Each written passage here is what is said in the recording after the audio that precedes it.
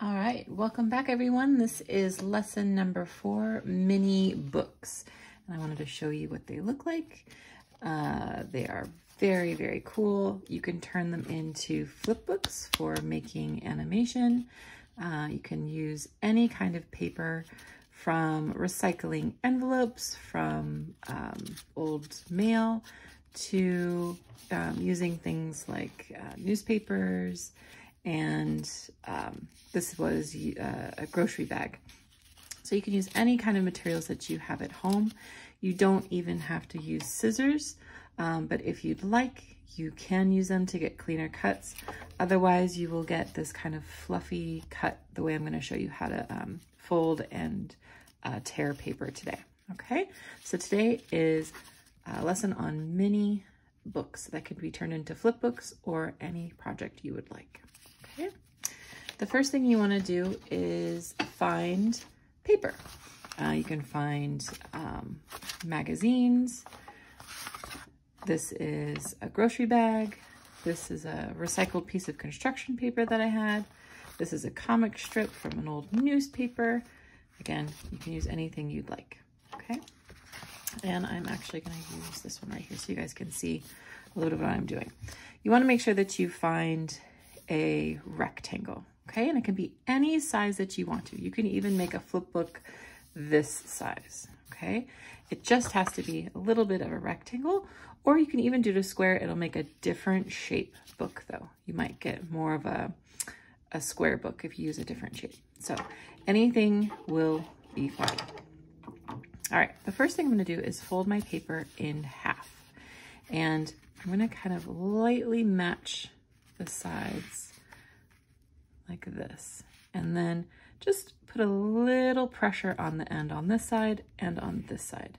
I'm not gonna go all the way across right now, just because I want to just see a little bit when I open it up. I want to see where the middle is.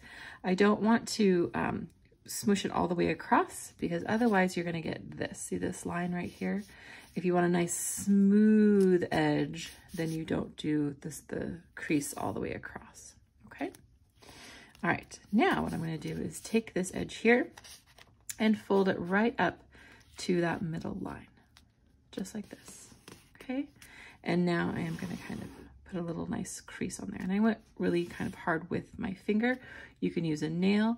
You can even use the end of a pencil to kind of push it across like that. Okay.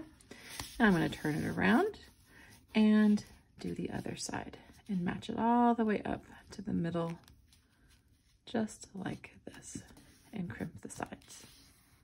Okay. Now I'm going to fold it in half, just like this, matching corner to corner, scooting it up, smooshing it down, and if you want to, you can kind of really rub those edges just like that. Okay, now when I open it up, I can find the middle or the spine of my book. Okay, I'm going to turn it around, and now I'm going to take this edge and fold it into the middle, but not all the way, and you'll see why a little bit later on. I'm going to try to make a pocket. So I'm going to kind of fold it up. You can see where this middle line is here. Just gonna fold it below there. You can even kind of measure it with your pinky if you want to. So pinky's width just below that. You wanna make sure that you match up your edges and kind of put a nice little crease in it. Turn it around and do the same thing on this side. Again, I'm gonna kind of measure it, make sure I have the right amount, match up my edges here and here, and squish it down, just like that. So now, when I do this, it should almost match. If it doesn't match all the way, it's not a big deal. When I open it up, you should be able to see a little pocket in your edges right here, and this is where we're going to put in the paper and stuff the paper in. Okay, and we're just gonna set this aside for now, just right here. Okay. Now, what we want to do next is make paper for the middle of our book, okay? And what I like to do is find old mail envelopes and recycle them. So you shouldn't have to have paper lying around. You can use anything that you want to. What I'm going to do first is crease the edge just like this and make sure you have a nice crease on both sides, forward and backwards. And this way I can start a little tear, holding my hand here and pull all the way across like this. And you shouldn't even need scissors. Now if this happens, not to worry. You can actually trim it off a little bit later on. Now I need to figure out how wide am I going to make my pages. So I'm gonna take my cover and I'm gonna measure a little bit. So I'm gonna take the edge and kind of hold it against the book, just like this. And I wanna make sure I see a little tiny bit of blue along this edge here. And I'm gonna fold it so that I see a little tiny bit of blue on this side too. And I'm just gonna kind of put a little crease in it like this so I can see where that was. Now, put this aside again, and I'm gonna fold it all the way down. And if you match your edges, you should be able to get a nice fold all the way across like this. Now, this is where it's really, really important to really crease your edges. So I'm gonna really press down, even using my nail. You can go and use a pencil and push it across just like that. And I'm gonna flip it around just like this. Now again, if you have scissors, you can go and just cut that line, not a problem. But if you don't have scissors, this is a really good technique to use. Okay, now I need to be careful with my first tear, just like this. And you can keep kind of pulling it like this, or you can start doing this. If you notice that some of it isn't really tearing off, just go back, crease it again, okay? And I'm gonna try the other side, going all the way, taking my time, making sure to make a nice even cut all the way down.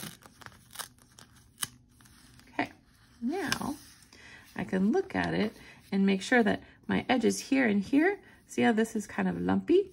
Well, I can actually make that disappear by going and tearing it off. So crease it, just like this, flip it over, crease it, flip it over, like that, and tear it off. Now, a little bit like this doesn't really matter because you're gonna tuck it into the edge of the book, into its pocket. So now I'm going to measure how wide my papers need to be. I'm going to take the book and make sure that I see a little bit of blue here, a little bit of blue here, and a little bit of blue here. And I'm going to fold my paper over so that I see a tiny bit of blue on this edge as well, just like that. Now I've measured how wide my page needs to be, just like this. Now you need to do an accordion fold, flipping it back and forth, okay? So there's lots of different ways to do this. You can kind of just measure just like this, pressing it down, flip it over, go forward, like this. Some people like to hold it up and just kind of hold it like that, making sure you're really making your edges match, just like this. Okay. Now, if you notice that this edge right here isn't perfect, and it doesn't have to be, okay? What I'm gonna do now is test my page out. I take my cover, open up the pocket like this, and put my page into the pocket like this. Now, when I close the book, you can see that this edge is nice and lined up, okay? The only thing is this one doesn't have one. So now what I'm gonna do is make a second accordion folded paper and stuff it in the other side. So I'm gonna set this aside. And I already have a pre-cut piece of paper. Let's make sure that it really does match, okay? So I see a little bit of blue on this side, a little bit of blue on this side, and I'm gonna measure where I need to make that first fold. So So I'm gonna go over here, make sure I see a tiny bit of blue, just like this. Very good. Set my book aside. And now I'm gonna turn it back and forth. So here we go. Back, flip it over, and back again. And we're gonna finish in 3, and 2, and 1. And again, this last fold doesn't have to be perfect. You do have to align it as best you can, but it doesn't have to be a perfect, complete page. Okay, now I'm going to take my book, go to the other side, put it in the pocket, flip it over, just like this, and here is my book. And if you want to make a flip book, what I would recommend is taking another paper, another accordion fold, opening it up, and sticking it in the middle. And the more you add, the easier it becomes to actually flip through your book, okay? And it also helps that to make sure that all of the pages are aligned. If you do have glue, you can glue those pages together and it'll make these nice, even pages to flip through, okay? And there you have it. That is how you make mini flip books. I hope you had fun, and I'll see you next time. Bye.